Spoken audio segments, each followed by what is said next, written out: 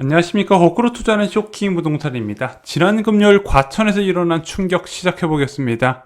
자, 6월 4일 국토부 발표가 부동산 시장에 큰 파급을 주었습니다. 태릉, 용산은 어쩌려고 과천 공급대책 뒤집은 정부 신뢰성 도만한 기사였습니다. 지난해 8.4 공급대책에서 포함됐던 정부 과천청사 유휴부지에 주택 공급 계획이 무산이 됐다고 합니다. 정부는 과천지구에 4,300가구를 추가로 건설하여 무산된 계획으로 인한 공급 부족 우려는 없도록 하겠다고 밝혔는데요. 하지만 주민과 지자체의 반발로 공급 계획을 취소시킨 안 좋은 선례를 남기게 됐다고 합니다. 이거 굉장히 중요한 보도 내용입니다. 자, 정부의 부동산 공급 정책은 그동안 투트랙이었어요. 그린벨트 해제를 통한 신도시 정책 아니면 신규 택지 공급 정책이었죠. 추가로 공공부지를 활용한 공급 정책도 같이 병행을 했습니다. 자, 공공부지 활용 방안은요, 2018년 12월에 첫 도입이 됐어요. 그 전에 3기 신도시 계획을 추진하면서 과거 보금자리 주택 정책처럼 서울 지역의 그린벨트를 해제해서 주택을 공급하려고 했었는데 서울시에서 굉장히 큰 반대에 직면하게 됩니다. 왜? 이 그린벨트 해제에 대해서 필요하지 않다고 박원순 시장이 판단을 한 거예요.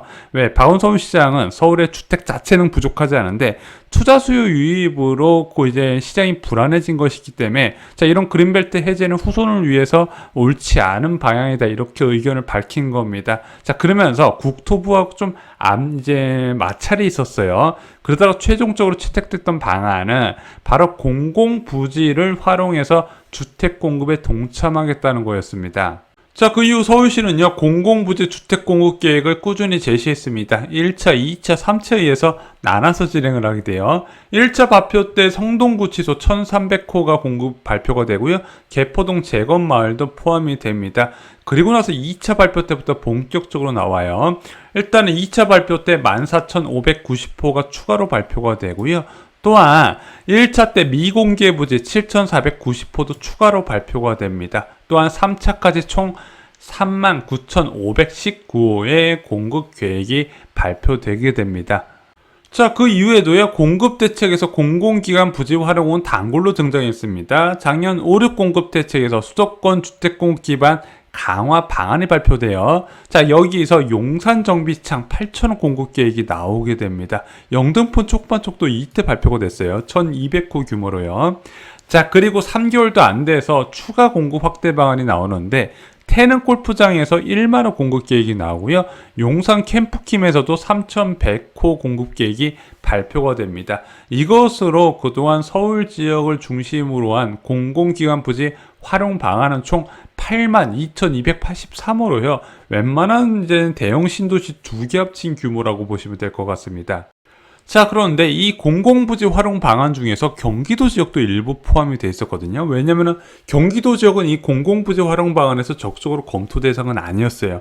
왜? 경기도 지역은 신도시나 중소규모 택지로 이제 적극적으로 발굴했기 때문에 굳이 공공부지까지 짜투리까지 짜내서 할 필요가 있냐 이런 이야기가 있었는데 실제 8.4 공급대책에서 정부 과천청사 일대 4,000호 공급 계획이 나오게 됩니다. 자, 이 비어있는 토지 중심으로 해서 주택 공급 방안이 나왔어요. 자, 그런데 이 과천청사 유휴부지 활용 방안 4,000호는요, 엄청난 주민 반발에 직면하게 됩니다. 자, 그러면서 과천시장 주민 소환 절차까지 들어갈 정도로 과천 주민의 강력한 반발에 직면하게 돼요. 왜냐면은 이 과천 지역 같은 경우는요, 신도시 7,000호까지 지정했는데 여기에 과천 지역 중심지에 4,000호 추가 공급이라 이 방안이 큰 반발을 불렀던 겁니다.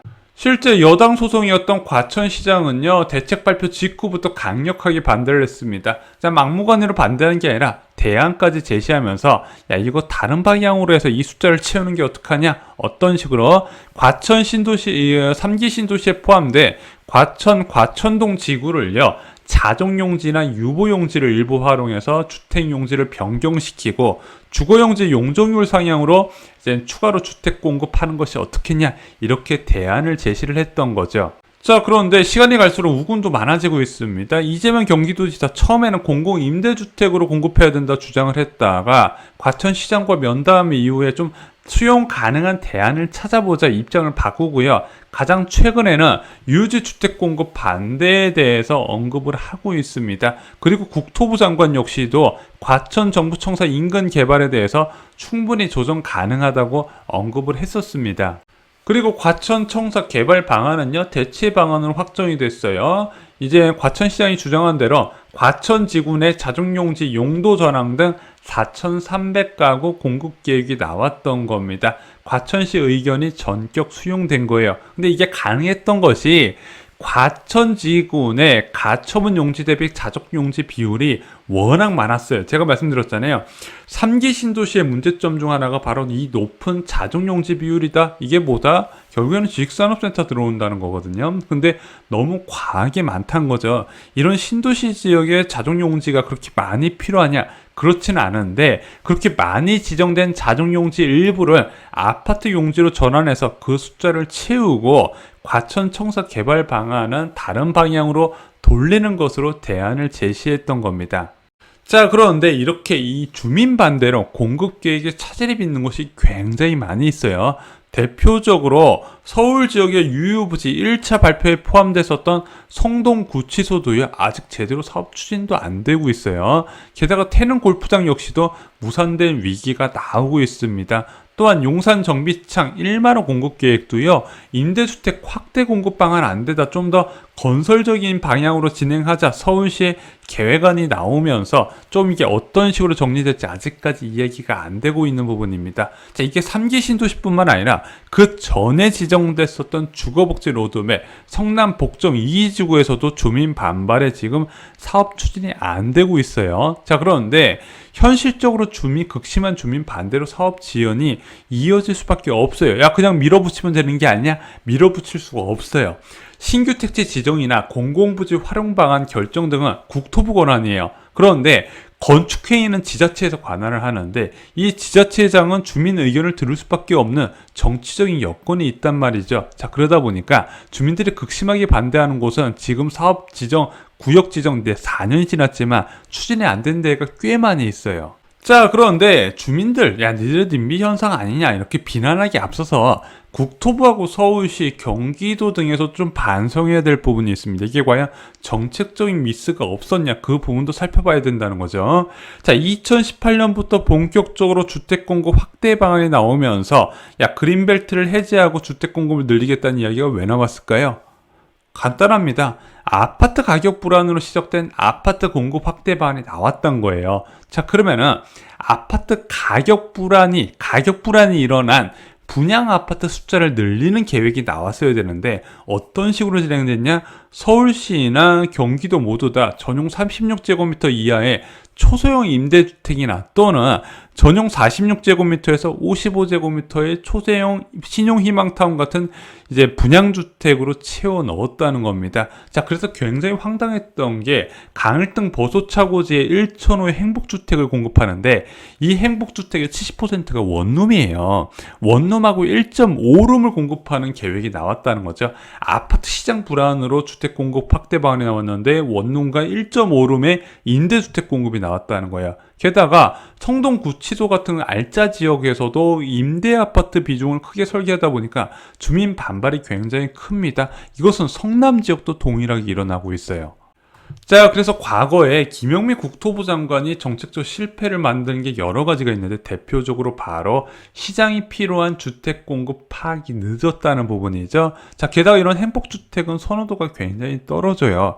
왜냐면은 저소득층도 이제 어느 정도 규모가 있는 주택에 들어갈 희망을 하는데, 자, 아파트 시장 불안해가지고 매매 시장 불안에 임대주택을 채워넣는다. 이게 수요와 공급에 불일치가 발생하다 보니까 주택시장 안정 방안에 도움이 안 돼요. 더 큰 문제는 안 그래도 주택 증가에 예민한 주민들이 초소형 임대주택 증가에 더욱 예민하게 반응을 한다는 겁니다. 대표적으로 서현지구 보세요. 행복주택을 들어간다니까 그 분당 주민들이 어이시구나 찬성하겠습니까? 반대하겠죠. 과천 지역도 행복주택 중심으로 공급, 임대주택 확대 방안이 나오니까 그 반대가 더욱 클 수밖에 없었다는 겁니다. 자, 그런데 이 주민 반대가 지자체를 움직이고 사업 속도를 지연시키는 부분과 연계가 된다는 거예요. 자, 그런데 과연 지금 이런 주민들의 반발하기 앞서서 임대주택과 신혼시방타운 같이 초소형 아파트가 부족해서 현재의 부동산 불안이 시작됐을까? 그렇진 않다는 거죠. 제가 계속 말씀드렸던 게 공급 확대 정책은요, 복지 차원으로 접근하면 안 되는 부분이다. 시장 원리 차원에서 부족한 주택에 대해서 분양 형태로 한꺼번에 쏟아내야 된다는 거죠. 야, 임대주택 증가하면 그래도 부동산 시장 불안은 해소되지 않을까? 지금 부동산 시장의 불안을 일으키는 수요층, 어느 정도 주택 마련 가능한 자금 여력이 있는 중산층이 많은 부분은 임대주택으로 절대 들어가지 않는다는 부분, 임대주택과 분양주택 수요가 완전히 다르다는 부분은 절대 잊으시면 안 됩니다. 자, 그래서 분양주택을 최대한 빠르게 많이 그리고 저렴하게 한꺼번에 공급하는 정책이 나와야 된다 강조를 드렸던 겁니다. 자, 이제라도 3기 신도시를 비롯한 주택 공급 확대 정책, 과연 시장에서 필요한 주택이 제대로 공급되고 있는가 한번 어떤 컨트롤 타워가 정해져서 재점검하는 시간을 좀 가졌으면 좋겠습니다. 좋아요, 구독, 공유 꼭 부탁드립니다. 감사합니다.